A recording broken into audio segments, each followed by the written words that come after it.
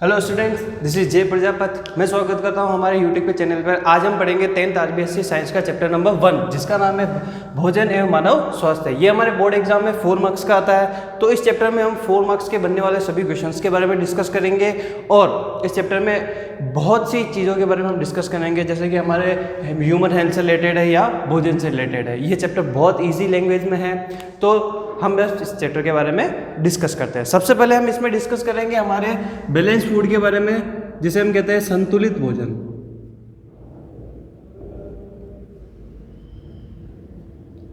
आप भोजन कह सकते हैं या आहार कह सकते हैं या पोषण कह सकते हैं। वैसे बेटर वर्ड यहाँ पर पोषण रहेगा, क्योंकि पोषण आपके न्यूट्रिशन में गिना जाता है और भोजन आपका एक न्यूट्रिशन होता है।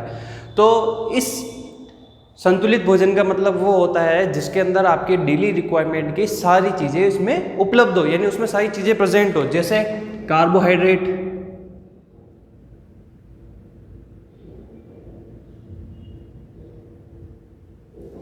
खनिज लवण,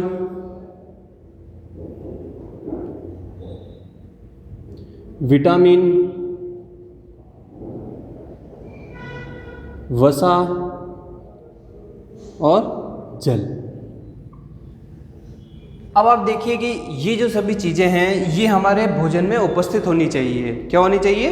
भोजन में उपस्थित होनी चाहिए। इसके साथ साथ एक चीज़ और आती है आपके प्रोटीन, जो बहुत ज़्यादा ज़रूरी होता है। क्या होता है? बहुत ज़्यादा ज़रूरी होता है आपके बैलेंस फूड में, यानी कि संतुलित भोजन में ये सभी चीज़ें उपलब्ध होनी चाहिए, तभी जो आपका पोषण है, ये जो न्यूट्रिशन है, वो क्या कहलाएगा? एक बैलेंस फूड या संतुलित भोजन कहलाएगा।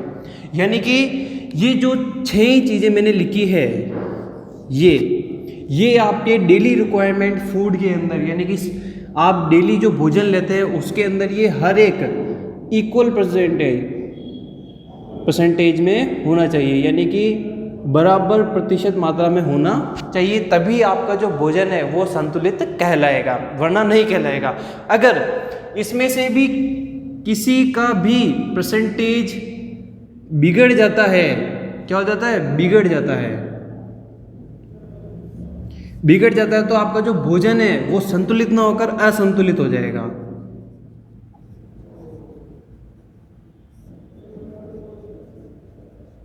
असंतुलित भोजन हो जाएगा। क्यों? क्योंकि आप में से देखिए कि आपने इनमें से कोई सा फूड नहीं लिया है या कोई सा एलिमेंट आपने नहीं लिया है, तो क्या हो गया? आपका जो संतुलित भोजन है वो फिर किस में चेंज हो गया? असंतुलित में। क्यों? क्योंकि इनका जो परसेंटेज था वो आपके डेली फूड से क्या हो गया?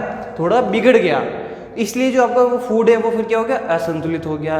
और इस असंतुलित भोजन के कारण आप क्या हो सकते हो? बीमार हो सकते हो। आप बीमार हो सकते हो और इस असंतुलित भोजन से आपको अनेकों बीमारियां हो सकती है, जैसे कि आपको हैजा हो सकता है, बुखार आ सकती है, या आपके मस्तिष्क यानी कि आपके मानसिक और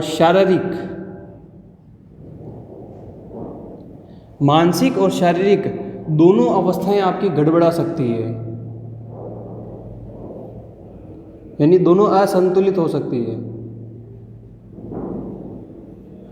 यानी कि इन 6 ही तत्वों में से अगर आपका एक भी तत्व मिसिंग है, क्या है? मिसिंग, तो जो फूड होगा असंतुलित फूड होगा, और इस असंतुलित फूड के कारण आपको ये बीमारियां हो सकती हैं। तो हमें हमेशा संतुलित भोजन करना चाहिए और इन 6 ही तत्वों का बराबर मात्रा में सेवन करना चाहिए। कार्बोहाइड्रेट को आप एक तरह से ऊर्जा कह सकते हो, क्योंकि कार्बोहाइड्रेट आपके एक ऊर्जा का स्रोत होता है। आपने देखा होगा बहुत सारे पैकेट्स में आपके पीछे देखा होगा एक बॉक्स बना हुआ आता है पैकेट्स के ऊपर, जिसमें आपके कंटेंट लिखे हुए होते हैं कि उसमें कौन सा कितना कंटेंट कितने परसेंटेज में है। आप देखते हो कि उसमें सबसे पहले कार्बोहाइड्रेट का नाम लिखा होता है। तो वो जो कार्बोहाइड्रेट होता है वो एक तरह से एनर्जी होता है, यानी ऊर्जा होता है। ये जो कार्बोहाइड्रेट है आपको ऊर्जा प्रदान करता है। खनिज लवण जो आपके ब्लड या आपके ऐसी केमिकल्स होते हैं जो आपके ब्लड को प्योरीफाई करते हैं, ऑक्सीजन को प्योरीफाई करते हैं। विटामिन्स जो आपके मांसपेशियाँ या आपके शरीर को रिक्वायरमेंट होती है उन सब चीज़ों की ज़रूरत को पूरा करता है। वसा जो आपका फैट, नॉर्मल नेम से इसे हम जानते हैं, फैट भी होना ज़रूरी है। अगर आपके बॉडी में फैट नहीं होगा तो आप मर सकते हो। अगर आपके बॉडी में 4% से कम वेट है तो आप मृत्यु की तरफ चले सकते हो। अगर आपका 4% से थोड़ा ज़्यादा है तब आपके कोई दिक्कत नहीं है। आपके बॉडी में जल भी होना चाहिए ताकि आप डिहाइड्रेट ना हो, यानी आपके शरीर में जल की कमी ना हो। और एक लास्ट जो तत्व है हमारा प्रोटीन, ये सबसे ज़्यादा आवश्यक चीज़ है। आवश्यक इसलिए है क्योंकि ये जो प्रोटीन है हमारे शरीर को बहुत ज़्यादा सिक्योर रखता है, बहुत ज़्यादा एंटीबॉडी करता है, यानी कि आपके रोग प्रतिरोधक क्षमता का कार्य करता है। कौन? प्रोटीन। यानी आपके ब्लड सेल्स को इतना ताकतवर बनाएगा या आपके ऊतकों को इतना ताकतवर बनाएगा कि जो आपके रोग प्रतिरोधक क्षमता होगी,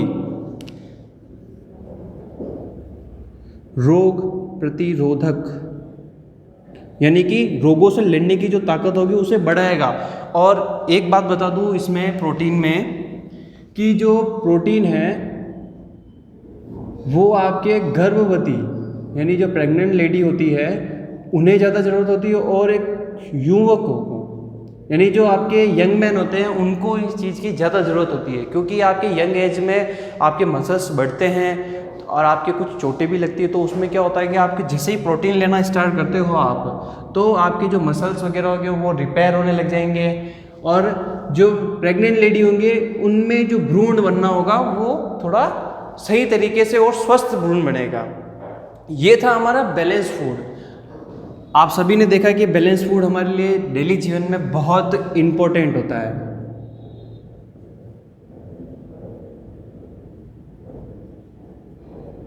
बहुत इम्पोर्टेंट होता है, बहुत महत्वपूर्ण होता है। अगर इन 6 ही तत्वों में से किसी एक तत्व का परसेंटेज बिगड़ गया तो आपका जो शरीर का संतुलन है वो क्या हो जाएगा? बिगड़ जाएगा। आप काफ़ी बीमार हो जाओगे। इससे असंतुलित भोजन से आपके कुछ शरीर के अंग प्रभावित होने लग जाएंगे, कुछ में तो आपकी मानसिक क्षमता कम हो जाती है, देखने की नज़रिया कम हो जाता है आपका, या बुखार आना या थोड़ा चिड़चिड़ापन होना, ऐसी बीमारियां होने लगती है। अब हम इसमें आगे डिस्कस करेंगे हमारे कुछ कुपोषणों के बारे में।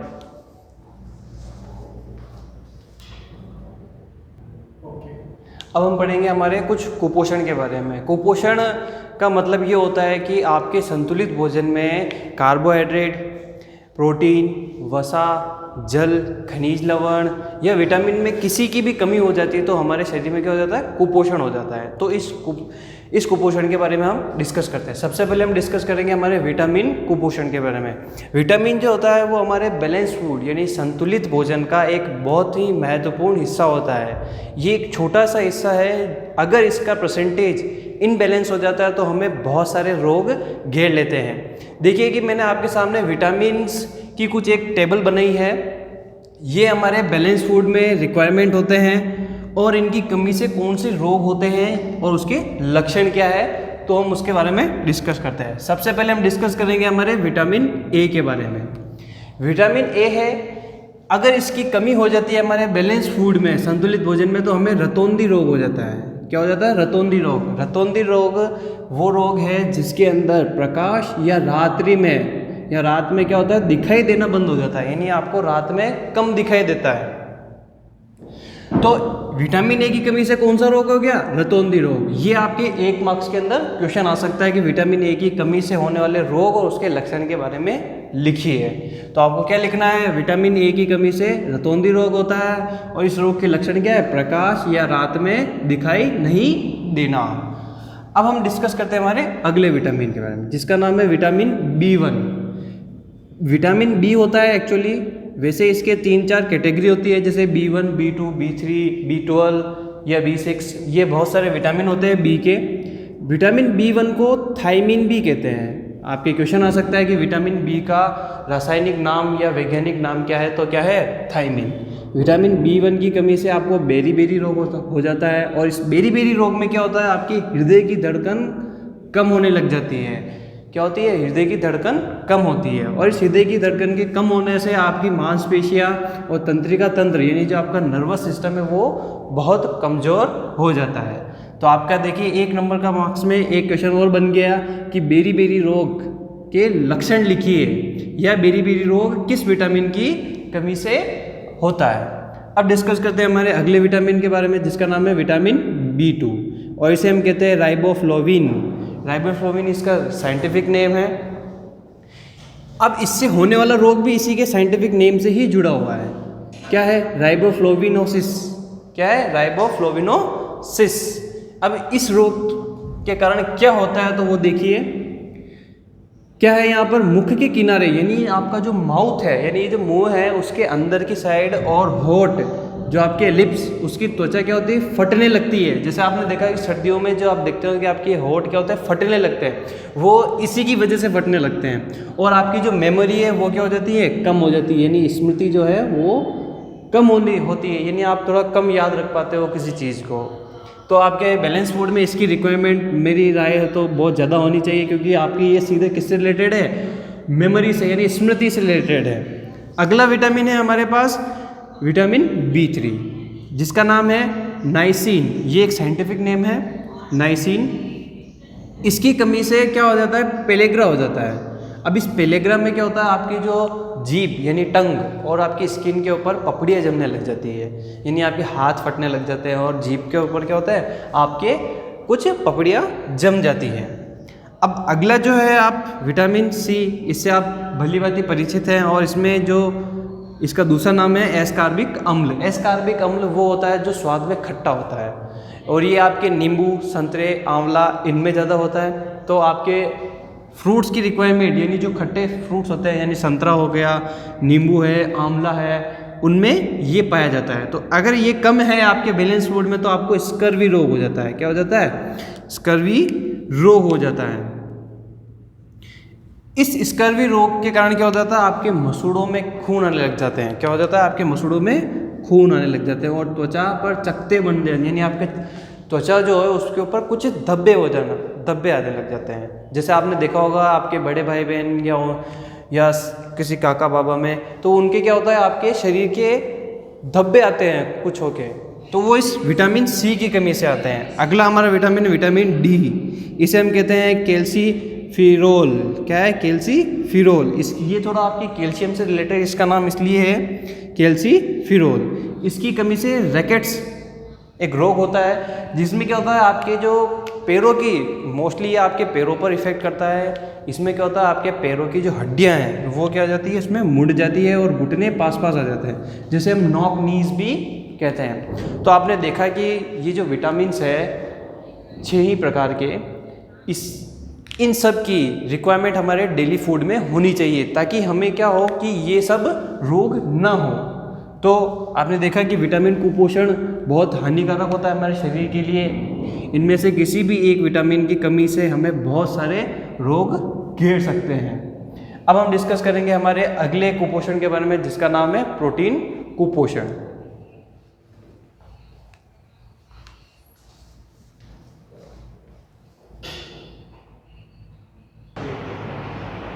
अब हम पढ़ेंगे हमारे प्रोटीन कुपोषण के बारे में। प्रोटीन कुपोषण वो होता है कि अगर आपके बैलेंस फूड में अगर प्रोटीन की कमी हो जाती है, प्रोटीन सम्मिलित नहीं है, तो उसे हम क्या कहते हैं, प्रोटीन कुपोषण, जो हमारे शरीर को बहुत से रोगों से घेर लेती है। इसमें जो आपकी गर्भवती महिला और किशोरावस्था के जो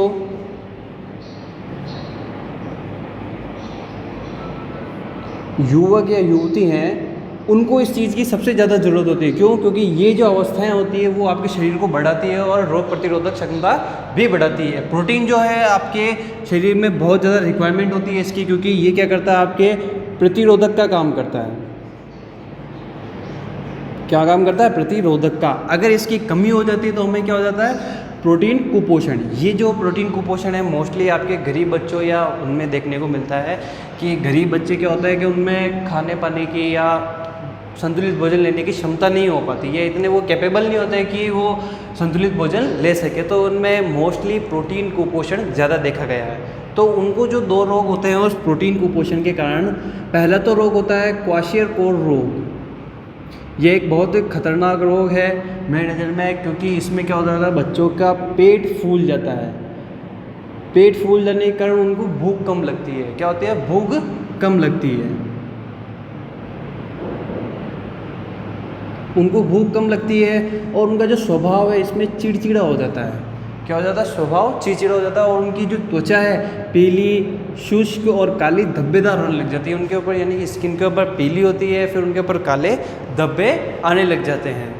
तो ये बहुत एक खतरनाक रोग है जो छोटे बच्चों में मोस्टली देखा गया है। एक रोग होता है मेरस्मस। ये जो रोग है इसमें क्या होता है, बच्चे जो होते हैं, छोटे बच्चे, वो सूख कर दुबले हो जाते हैं। क्या हो जाता है? उनका शरीर दुबला और पतला होने लग जाता है, उनकी आंतें दिखने लगती हैं, यानी फेफड़ों की जो हड्डियाँ हैं वो भी इसमें दिखने लग जाती है, और उनकी जो आँखें हैं कांतिहीन और अंदर धंस जाती है। तो प्रोटीन रिक्वायरमेंट आपके बैलेंस फूड में बहुत ज़्यादा ज़रूरी होता है। आप देखिए कि अगर ये किसी बच्चे को नहीं मिले तो ये खतरनाक रोगों से गिर जाता है। अब जैसे हम डिस्कस करते हैं हमारे खनिज लवण के कुपोषण के बारे में।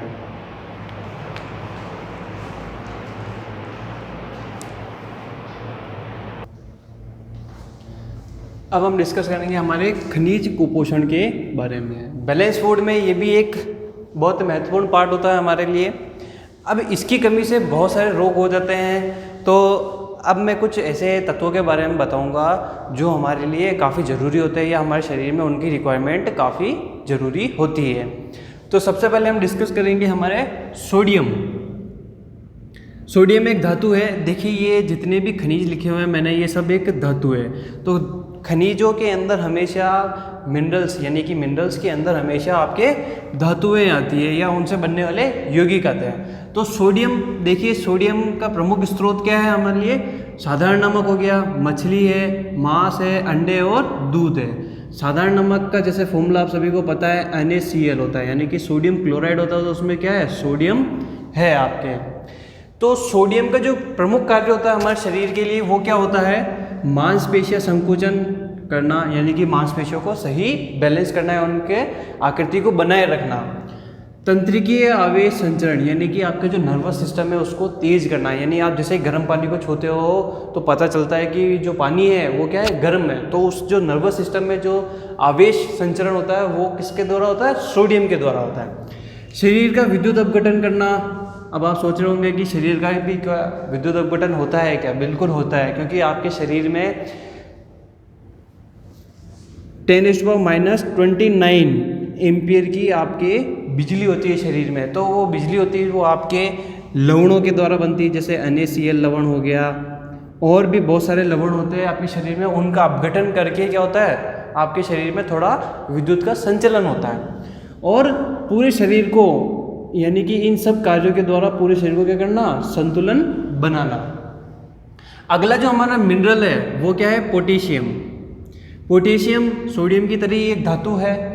तो देखिए ये क्या होता है? लगभग हमें सभी खाद्य पदार्थों में मिल जाता है। यानी आप जो भी चीज़ खाओगे, हरी सब्जी हो गई, रोटी हो गई, या कोई भी फूड हो गया, उसके अंदर पोटेशियम होता है। इसका कार्य क्या होता है कि विभिन्न कोशिकीय क्रियाओं का संचालन करना। यानी आपकी जितनी भी कोशिकाएं होती है वो पोटेशियम के द्वारा ही आपके क्या करती है? क्रियाओं का संचालन करती है। अब देखिए कैल्शियम। कैल्शियम भी एक धातु ही है। सबसे पहले मैं बताऊंगा कि कैल्शियम आपकी हड्डियों में पाया जाता है। अगर आपके शरीर में कैल्शियम की कमी हो जाती है तो आपकी हड्डियां क्या हो जाती है? कमज़ोर हो जाती है, जो किसका लक्षण है? खनिज कुपोषण का एक लक्षण है। आपकी हड्डियां जल्दी कमज़ोर हो जाती है और जल्दी टूट भी सकती है, यानी उनकी प्रकृति क्या हो जाती है? फिर भंगुर होने लग जाती है। तो इस कमी को दूर करने के लिए हम क्या करते हैं? कैल्शियम कहाँ से ले सकते हैं? दूध से, अंडे से और हरी सब्जियों से।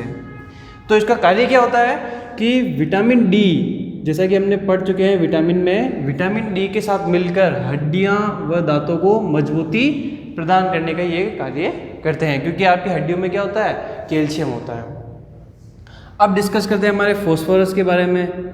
फॉस्फोरस ये भी एक धातु है जो आपके शरीर में पाई जाती है। अब देखिए कि ये खनिज मिनरल के कारण क्या होता है। तो सबसे पहले इसका प्रमुख स्रोत क्या है, दूध है, हरी सब्जियां हैं, बाजरा जो आपकी फसल है, सूखे मेवे यानी ड्राई फ्रूट्स, काजू बादाम इत्यादि, यकृत यानी लीवर और वक्र किडनी, ये सब इसके प्रमुख स्रोत है। यानी आप यहाँ से इसको ग्रहण कर सकते हैं। इसका भी कार्य क्या होता है, प्रमुख कार्य हमारे शरीर में कैल्शियम के साथ मिलकर हड्डियां व दांतों को मजबूती प्रदान करता है। यानी कि एक तरह से हम कह सकते हैं कि कैल्शियम और फास्फोरस का एक ही कार्य होता है, लेकिन जो कैल्शियम है वो विटामिन डी से करेगा और फास्फोरस किससे करेगा, कैल्शियम से। अब आता है लोह तत्व यानी कि आयरन। अब आयरन बहुत ज़्यादा जरूरी होता है हमारे शरीर के लिए। क्यों? क्योंकि ये जो होता है हमारे ब्लड यानी कि रक्त में पाया जाता है। क्यों? क्योंकि रक्त में ये अगर होगा तो हमें क्या मिलेगा, हीमोग्लोबिन मिलेगा।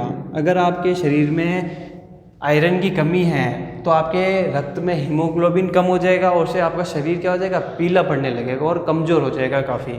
तो हम इस आयरन की कमी को कैसे दूर कर सकते हैं? तो उसके लिए स्रोत क्या हमारे पास, यकृत यानी कि लीवर और किडनीज, और अंडे, मांस, रक्त यानी आपके जब रक्त की कमी होती है तो आपको ब्लड चढ़ाया जाता है, और बाजरा आप खा सकते हो, रागी आप खा सकते हो, दही हो गया, सब्जी और गाजर और गुड़, ये सब चीज़ें आपकी क्या होते हैं, आयरन का एक स्रोत है। अब देखते हैं कि ये प्रमुख कार्य क्या होता है, रुधिर में हीमोग्लोबिन का निर्माण करता है। जैसा कि मैंने बताया कि आपके रुधिर में, रक्त में आयरन होता है, जब भी वो लाल हो पाता है। और इसमें क्या करता है, ये ऊतक का ऑक्सीकरण करता है। यानी जो ऊतक होते हैं आपके कोशिकीय, उनको क्या करता है, ऑक्सीजन प्रोवाइड कराता है, उनकी क्रिया संचालन को और बढ़ाता है। अब हम बात करेंगे हमारे लास्ट फाइनल खनिज लवण के बारे में, आयोडीन के बारे में। ये भी एक बहुत ही महत्वपूर्ण खनिज लवण है हमारे शरीर के लिए।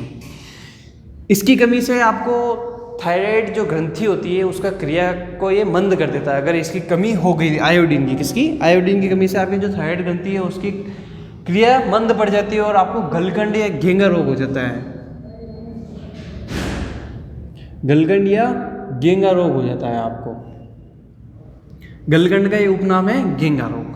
अब हम इसे कैसे प्राप्त कर सकते हैं, नमक से, समुद्री भोजन या आपके जो सी फूड होता है उससे, हरे पत्ते वाली सब्जियां जैसे पालक हो गया या और भी बहुत सारी हो गई, लवण से यानी सॉल्ट से, ये सॉल्ट अलग है और ये जो नमक है वो अलग है, ध्यान दीजिए। जलीय मछली यानी आप समुद्री भोजन में आपकी जलीय मछली भी आ गई, जामुन जो आप खाते हो, और काला नमक यानी ब्लैक सॉल्ट। अब इसका प्रमुख कार्य क्या होता है आयोडीन का, कि ये थायरोक्सिन हार्मोन को निर्माण करता है।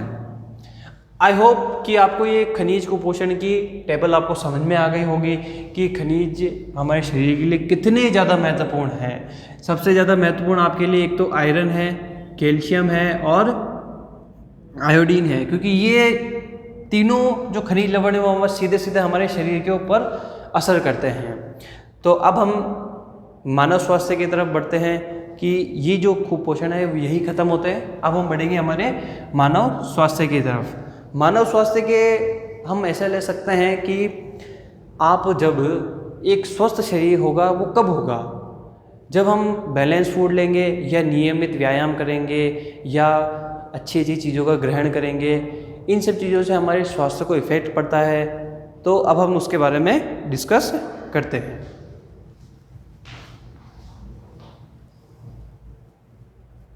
अब हम बढ़ते हैं हमारे चैप्टर के अगले टॉपिक की तरफ, जिसका नाम है मानव स्वास्थ्य। मानव स्वास्थ्य से आप सभी समझ चुके हैं कि मैं किसकी बात कर रहा हूँ। तो मानव स्वास्थ्य कैसे स्वस्थ रहेगा, जैसे आप संतुलित भोजन लें या नियमित व्यायाम करें, हेल्दी फूड खाएं, तो इन सब चीज़ों से क्या होगा, आप स्वस्थ रहेंगे। इसमें हम सबसे पहले पढ़ेंगे पानी के बारे में। तो पानी हमारे हेल्थ को कैसे इफ़ेक्ट करता है, तो वो देखिए कि जो पानी है यानी जो जल है वो आज के वातावरण में दो प्रकार से हमें मिल जाता है। एक तो दूषित जल होता है या जो प्योर वाटर जो हमारे नदियों में या हम जो प्योर करके पीते हैं। तो जो पानी है उसके कुछ दुष्परिणाम भी होते हैं तो कुछ अच्छे परिणाम भी होते हैं। दुष्परिणाम तो हमेशा प्रदूषित जल के ही होंगे और अच्छे परिणाम हमेशा शुद्ध पानी के ही होंगे। तो सबसे पहले हम डिस्कस करेंगे शुद्ध पानी के बारे में। जो शुद्ध पानी है वो आपको कब मिलेगा, जब आप हमेशा जो पानी आता है आपके घरों में उसको अच्छा फ़िल्टर करें, उबालें, ठंडा करें, फिर उसे क्या करें, ग्रहण करें। तो ये जो होता है वो शुद्ध पानी की तरह कार्य करता है। तो जो शुद्ध पानी है उसमें क्या क्या चीज़ें होनी चाहिए, तो देखिए कि जो शुद्ध पानी है आप में उसके अंदर आँखों से दिखाई देने वाले, यानी कि जो आप सूक्ष्मदर्शी के बिना भी देख सकते हो, ऐसे कण या कंकड़ नहीं होने चाहिए या कुछ ऐसे तिनके वगैरह नहीं होने चाहिए आपके उस पानी में। साथ ही कुछ जो विषाणु होते हैं, जो जानलेवा होते हैं, वो आपके इस शुद्ध जल में नहीं होने चाहिए।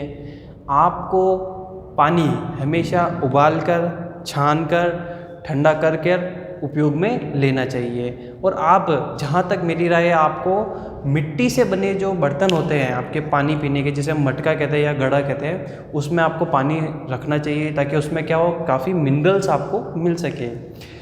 और जो पानी है, आप देखते हैं कि आजकल पानी का कितना वहन यानी व्यर्थ से बहाया जा रहा है। तो एक लाइन सफिशिएंट होती है, जल ही जीवन है। तो हमें ये नहीं करना चाहिए बेसिकली, क्योंकि काफ़ी जल की कमी होती है। आपको जल नदी, तालाब इन्हीं से मिलता है, लेकिन जो समुद्र है, इतना बड़ा जो जल का स्रोत है, हम उसे उपयोग में नहीं ले सकते क्योंकि उसमें काफ़ी सारे जानलेवा बैक्टीरिया वगैरह होते हैं। तो हमें जो नदी है, नाले हैं, या नाले तो क्या, जो काफ़ी गंदे होते हैं, लेकिन जो तालाब है, इनका क्या हमें सही उपयोग करना चाहिए। और इन ही जगहों पर हमें मलमूत्र या कपड़े कभी नहीं धोने चाहिए या नहाना नहीं चाहिए वहाँ पर, इनको हमेशा स्वच्छ रखना चाहिए। एक बात यह है कि शुद्ध पानी के लिए यानी शुद्ध जल के लिए आपका जो pH स्केल है जल का, वो हमेशा 7 होना चाहिए। यानी जो जल है वो एकदम प्योर हो, तभी उसका pH क्या होगा, 7 होगा।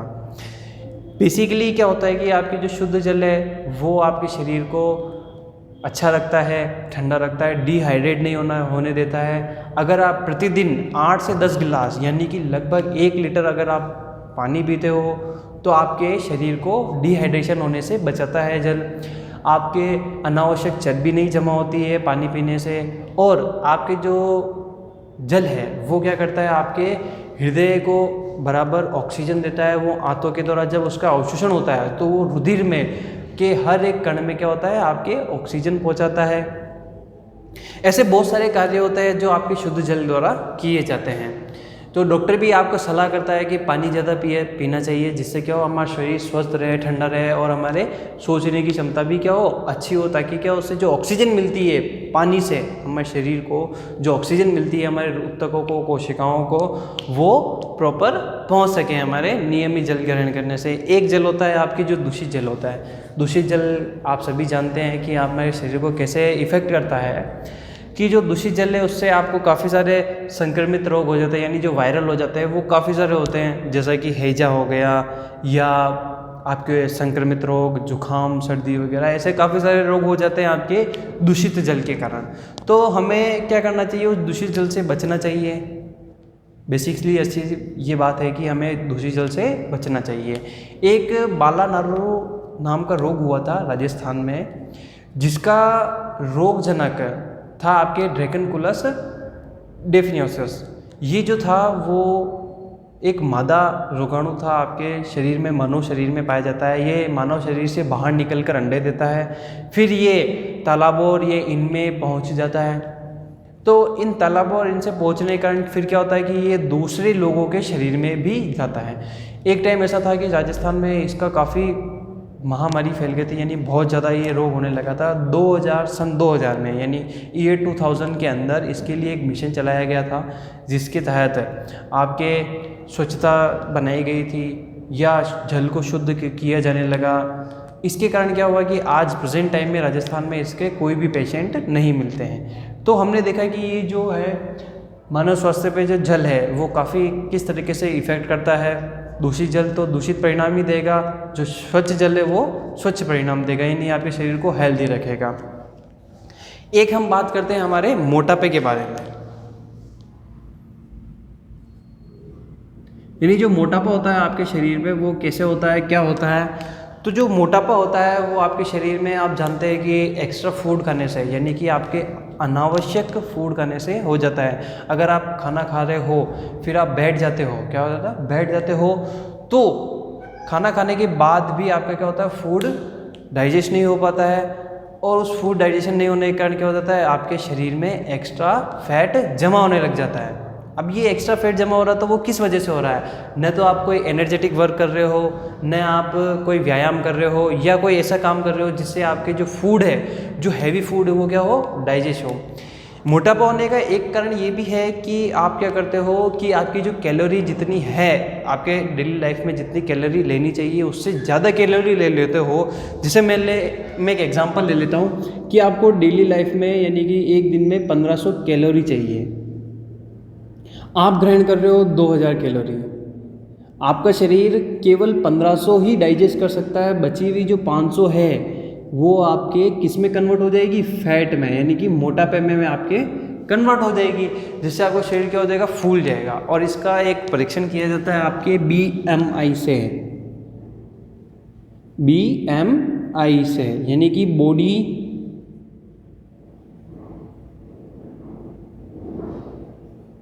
मास इंडेक्स, इसकी फुल फॉर्म है। इसके द्वारा हम क्या करते हैं, हमारे शरीर में जो फैट है उसकी परसेंटेज वैल्यू देखते हैं। एक होता है आपके, अगर ये 25 किलोग्राम पर मीटर स्क्वायर है अगर आपके बॉडी में, तो आप वो मोटापे के पूर्व स्थिति में हो, यानी जो आपका मोटापा वो पूर्व स्थिति में है, यानी आप ठीक ठाक हेल्दी रहेंगे। अगर आपके शरीर में बढ़ जाता है जैसे 30 किलोग्राम मीटर पर स्क्वायर से, तो जो आपका है वो अत्यधिक हो जाता है मोटापा। क्या हो जाता है? अत्यधिक हो जाता है। ये जो मोटापा है आपकी संभावित आयु को क्या कर देता है? कम कर देता है। अर्थात कि आप मान लो 80 साल जी रहे होंगे तो आप 60 साल ही जियोगे या 70 साल ही जियोगे, क्योंकि मोटापे के कारण आपके काफ़ी सारे रोग आ जाते हैं आपके शरीर के अंदर। क्या हो जाता है? आपके शरीर में काफ़ी सारे रोग आने लग जाते हैं। तो अगर इन सब रोगों से बचना है या मोटापे से अगर आपको बचना है तो आपको क्या करना पड़ेगा? नियमित व्यायाम करना पड़ेगा, एक्सरसाइज करनी पड़ेगी, आपको घूमना फिरना पड़ेगा, ऐसा एनर्जेटिक वर्क करना पड़ेगा जिससे आपका क्या हो, जो आपने फूड लिया है वो क्या हो? डाइजेस्ट हो। बेसिकली जो लोग होते हैं वो क्या करते हैं? जंक फूड वगैरह खाते हैं, तो उनमें क्या होता है? फेट होता है, तो वो आसानी से डाइजेस्ट नहीं हो पाता है, इसलिए वो क्या फिर किस में कन्वर्ट हो जाता है? फैट में। तो देखा, अब इस फैट के कारण क्या हो जाता है? आपके शरीर में ब्लड प्रेशर जो होता है वो भी इम्पैक्ट करता है, यानी वो भी क्या करता है? आपके शरीर को असर करता है। तो जो है रक्तचाप, जिसे हम कहते हैं ब्लड प्रेशर, रक्तचाप, इस मोटापे की वजह से ये क्या हो जाता है? थोड़ा इफेक्ट करने लग जाता है। रक्तचाप वो होता है जो आपके धमनियों शिराओं में दबाव को देखता है, रक्त दबाव को देखता है कि आपका जो हृदय है एक टाइम में जितना रक्त प्रवाह कर रहा है उसका धमनियों में कितना दबाव पड़ता है। तो जो एक स्वस्थ मनुष्य है उसका जो रक्त प्रवाह यानी कि रक्तचाप होता है वो होता है 120 से 120 के आसपास, 120 से 80 के आसपास होता है। ये जो रक्त प्रवाह है या रक्तचाप जो है आपका, वो एक हेल्दी मनुष्य का होता है। ये जो रक्तचाप है ये आपके जब आता है जब आपका शरीर यानी आपका जो हृदय है वो रक्त को पंप करता है एकदम से, तब ये नोटिफिकेशन आना चाहिए। और ये जब आता है जब आपका रक्त वापस आ रहा होता है। ये मान हमेशा स्थिर रहना चाहिए। अगर इनसे ऊपर आपका रक्तचाप आता है तो आपको कई सारी बीमारियां हो सकती है। इसमें कुछ वर्ड आते हैं, जैसे एक वर्ड का नाम है यहाँ पे सिस्टोटिक, यानी कि ये जो होता है ये आपके ऊपर की संख्या होती है, यानी जब धमनियों में प्रवाह बढ़ता है रक्त का, जैसे ही आपका रक्त पंप हुआ हृदय से, ये तब का नोटिफिकेशन होता है। और ये क्या होता है? बाद वाला, यानी जब आपका रक्त बाद में अंदर की तरफ आता है, जिसे कहते हैं अपन डायलिसिस।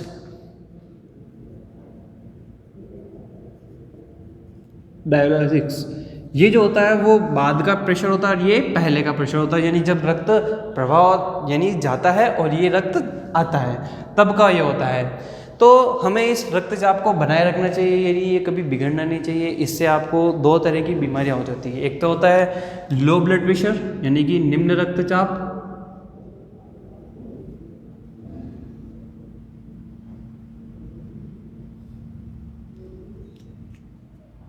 और उच्च रक्तचाप।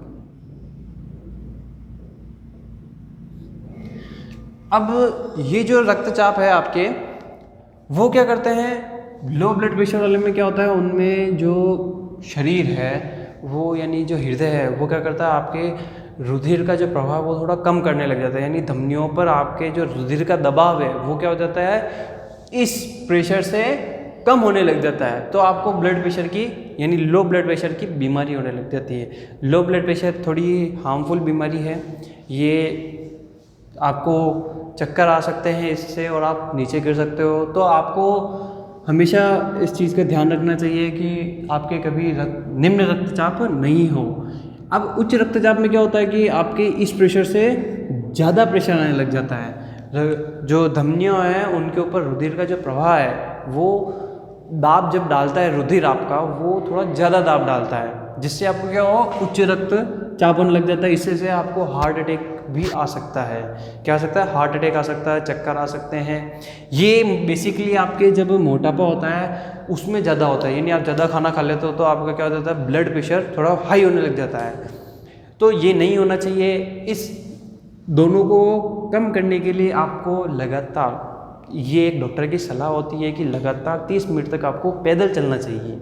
ये एक बेस्ट एक्सरसाइज है। योग करने चाहिए, प्राणायाम करना चाहिए रक्तचाप को कम करने के लिए या इसे संतुलित करने के लिए।